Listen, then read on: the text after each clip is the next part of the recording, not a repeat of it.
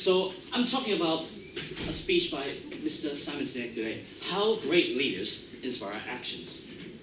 So why I select this speech, or more importantly, why you have to listen to me? Because the first thing is, it is the third most popular speech in the TED.com. So this is the one which PY's talk about, and this is the one I'm talking about today.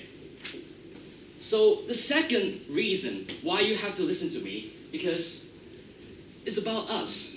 It's what we have to learn. We have to inspire our students to take our actions. We have to build up that, convince students to take actions, to do what we believe, and to be on the right track if we are teachers or teachers to be. So the last reason, and I think it's the most important reason, it is hailed to be the best speech that you could ever hear by Chang 2017. All right, so done with the jokes. So what's it all about? It's about the golden circle. And I'm just going to draw you right there. So there's a small circle, a medium circle, and a large circle.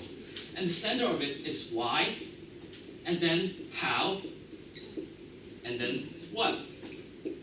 So this is the main theme that Mr. Simon Sinek is going to talk about. All right. So I'll give you a rubric here first. So what I'm going to talk about today in this PowerPoint, in this presentation, is first, the structure of the speech.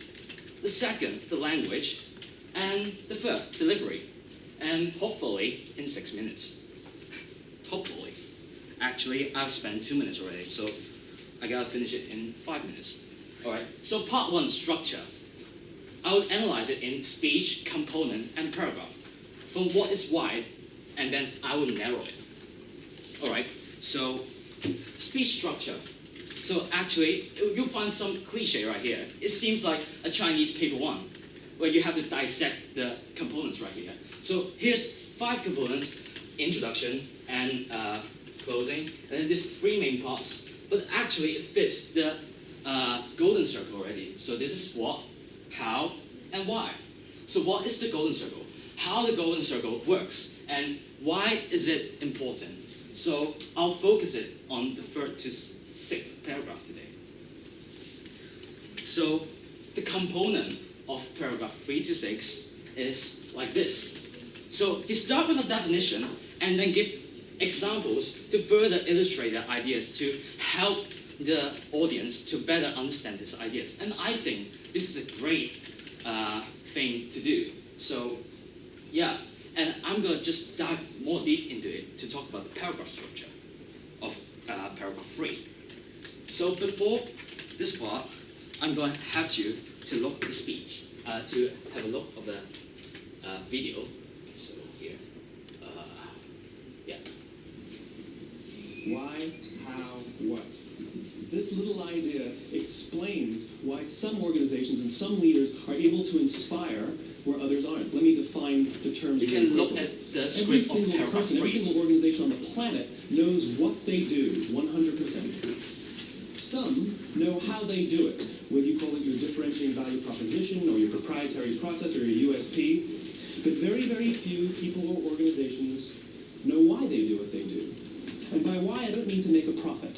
That's a result. It's always a result. By why, I mean what's your purpose? What's your cause? What's your belief? Why does your organization exist? Why do you get out of bed in the morning? And why should anyone care? Well, as a result, the way we think, the way we act, the way we communicate is from the outside in. It's obvious. We go from the clearest thing to the fuzziest thing.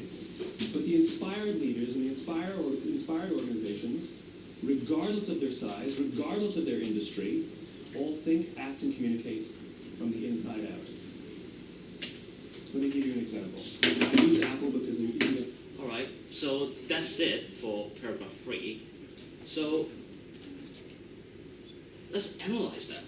So what he do is this. Why, how, what? This little idea, blah, blah, blah. This is what is the component of this golden circle. And then later, definition.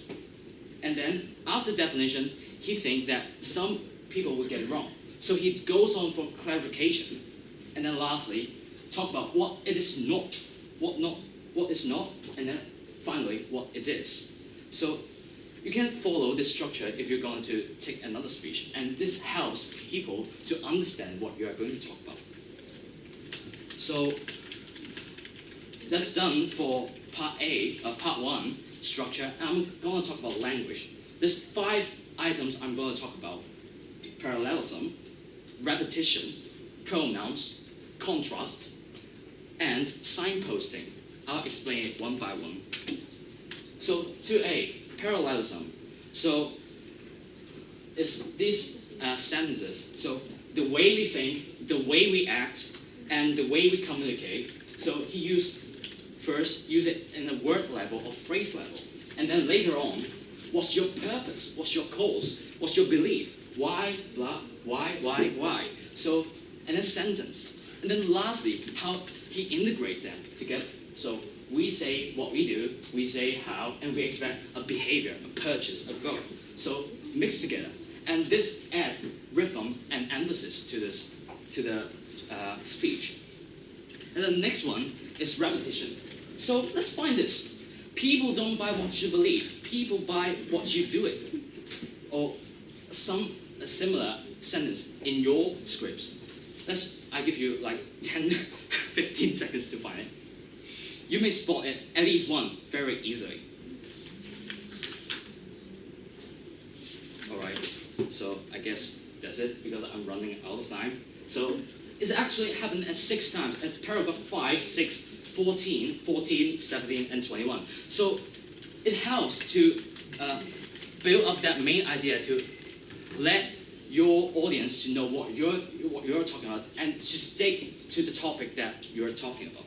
So C is about pronouns. So I'm still using these 3 sentences. But you see, he used we, he used your, he used we again to build a connection with the audience. And I think this is the best thing that you should do in your speech.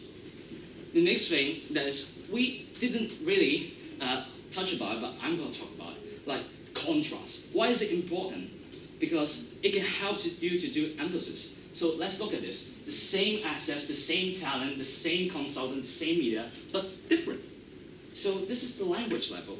And for the examples level, you have this: Apple, Dell, Wright brothers, Samuel Pierpont Langley, Martin Luther King, and TiVo. This is something which is successful and something which is not. So he used it in the examples too, and this helps emphasis and in better understanding. So the last bit I'm going to talk about is, it may seem not that inspiring to you, but it's important. It's signposting, what you're going to talk about in your speech. Like, let me, this explains, and this helps the audience to anticipate what you're going to talk about and to be more clear of your structure. So that's the end, I think. Yeah, I'm just going to skip this part because I don't have time for it. So yeah, the end, and remember this. Thank you.